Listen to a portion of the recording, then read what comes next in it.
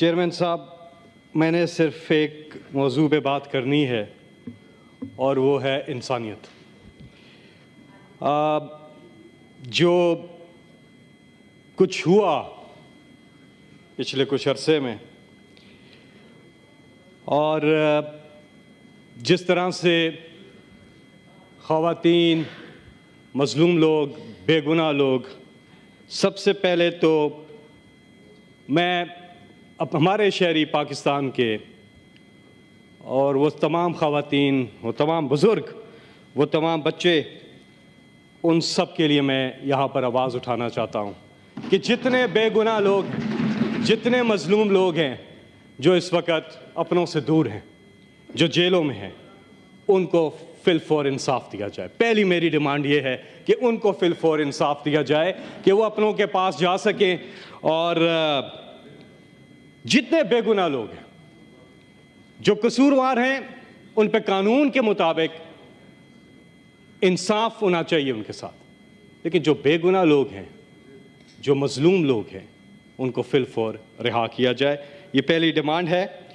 और साथ में जो जिस तरह से इस कौम ने 8 फरवरी को अनप्रेसिडेंटेड है पाकिस्तान की हिस्ट्री में, जिस तरह से ये लोग निकले कि हमने देखा कि बल्ला बंद है, लीडर बंद है, लीडरशिप बंद है, कैंपेन बंद है, कैंडिडेट्स बंद हैं, इंटरनेट बंद है, मोबाइल फोन बंद है, मगर इस कौम का जज्बा फिर भी बुलंद है।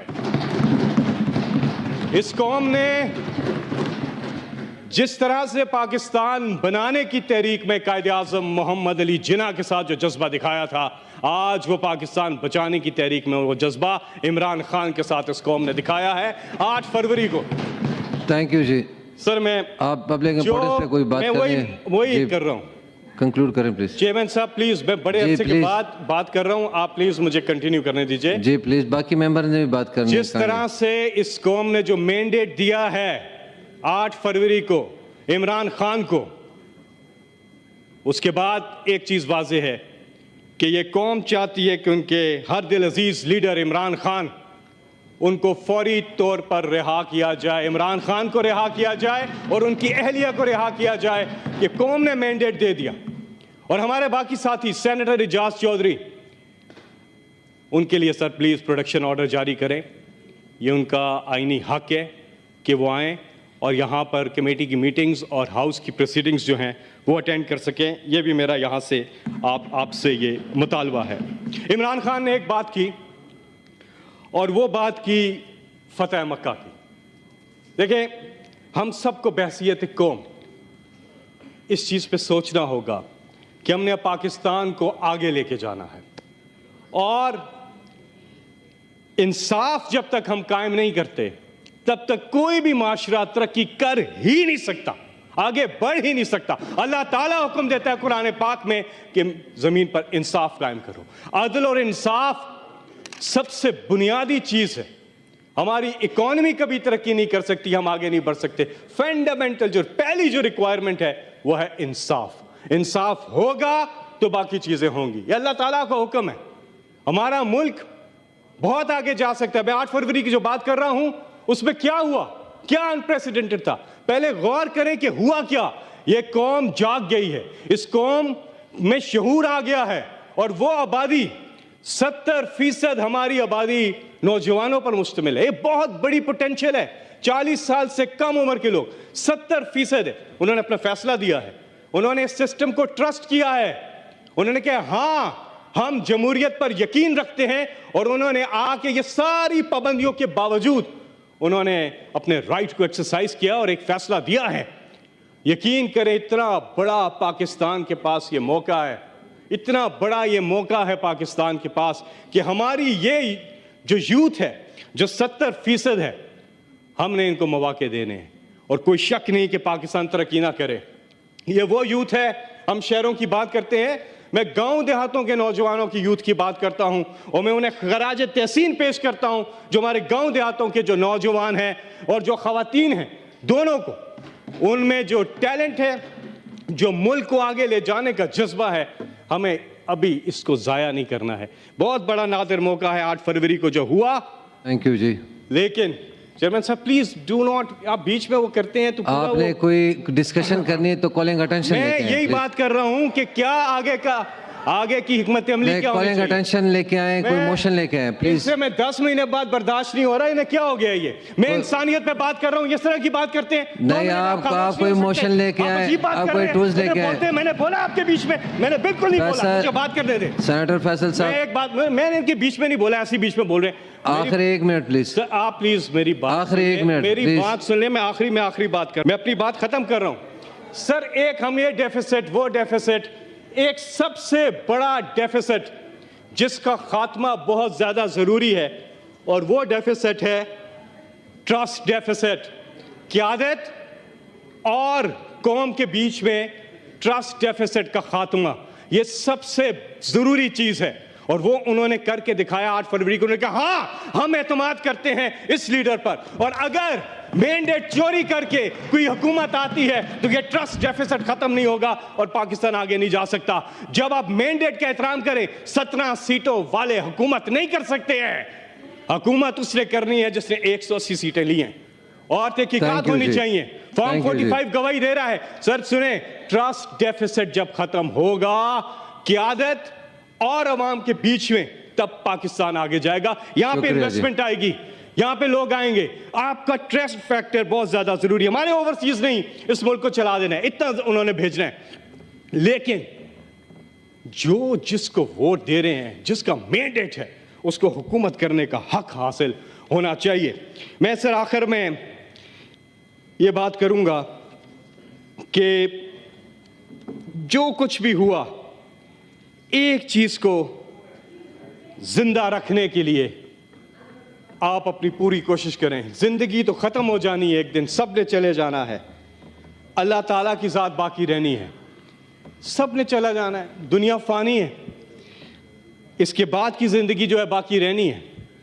हमारे दिन गुजरते जा रहे हैं, हमें समझ ही नहीं आ रही हम करते क्या जा रहे हैं अपने आप के साथ। दिन तो गुजरते जा रहे हैं, खत्म ठक, अल्लाह के हजूर पेश होना है फिर। लेकिन क्या हम आपस में बैठ के, मैं सब साथियों को कहता हूं कि क्या हम ये सोचते हैं कि क्या हम एक बुनियादी चीज जिसको कायम रखना हमें हमारी अव्वलीन जिम्मेदारी है, और वह इंसानियत, उसके लिए सोच करें, उसके लिए काम करें। और कोई शक नहीं है कि जो हमारी कौमी यकजहती है उसको बहाल करने का ये बहुत बड़ा नादिर मौका है। चेयरमैन साहब मुझे खत्म करने दे मेरी बात, मुझे खत्म करने दे, फिर मैं आप मेरी बात खत्म करने दे। थैंक यू जी। सेनेटर नसीबुल्लाह बाज़ई साहब, सेनेटर नसीबुल्लाह बाज़ई साहब, थैंक यू सर। आपकी बात खत्म हो गई, प्लीज माइक खोलें फैसल साहब का 1 मिनट के लिए। जो माइक खोलिएगा, मैं आखिरी बात कर रहा हूं। बाज़ई साहब बस आखिरी 1 सेकंड। नादिर मौका मिला है 8 तारीख को कि हम कौमी यकजहती को बहाल करें, ये बहुत ज्यादा जरूरी है। और आगे हमने बढ़ना है। फतेह मक्का की बात की, इमरान खान ने बहुत जबरदस्त बात की है। ट्रूथ एंड रिकंसिलिएशन की बात की है, बहुत जबरदस्त बात की है। आए उस पर अमल करें, और जो अल्लाह ने हमें हुक्म दिया उस पर अमल दरामद करें। अल्लाह ने जो हुक्म दिया, सुने आखिरी बात कर रहा हूं, आखिरी बात। चेयरमैन साहब प्लीज डू नॉट इंटरप्ट मी, मुझे खत्म करने दे मेरी बात, मैं खत्म। आपने 10 दफा आखिरी बात कर ली है। आखिरी बात में आप बार बार बीच में आ रहे हैं ना, तो वो बात पूरी नहीं हो रही जी। सेनेटर साहब, इन्हें बड़ी तकलीफ हो रही है। सेनेटर साहब प्लीज देखिए, आप जब बोल रहे हैं, मैं बीच में नहीं बोला हूं। सेनेटर साहब, साल नरगिस अपनी बेनूरी पे रोती है, बड़ी मुश्किल से होता है चमन में दीदावर पैदा। वो आंख, वो विजनरी आंख कि देख सके कि अल्लाह ने हमारे मुल्क को क्या नहीं दिया, हर चीज दी है, कुदरती वसाइल दिए, सारे मौसम दिए, दरिया, समंदर, पहाड़। लेकिन हम इस मुल्क के साथ क्या कर रहे हैं? थैंक यू जी, ये सब चीजें हमारे पास है, बहुत शुक्रिया। और अल्लाह ने हमें। सेनेटर नसीबुल्लाह बाज़ई साहब प्लीज तशरीफ रखें। फैसल साहब तशरीफ रखें, नो तशरीफ रखें प्लीज। सेनेटर नसीबुल्लाह बाज़ई साहब प्लीज। थैंक यू सर जी। सेनेटर साहब प्लीज तशरीफ रखें, तशरीफ रखें प्लीज, तशरीफ रखें। मैंने आपको जी सर आखिरी बात खत्म नहीं हो।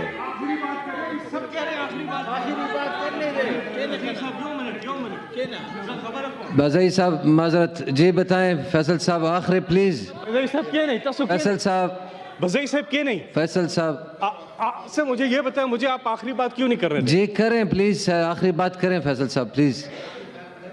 अल्लाह ने कुरान पाक में एक चीज, उसके साथ मैं अपनी बात खत्म करता हूं इस आयत के साथ।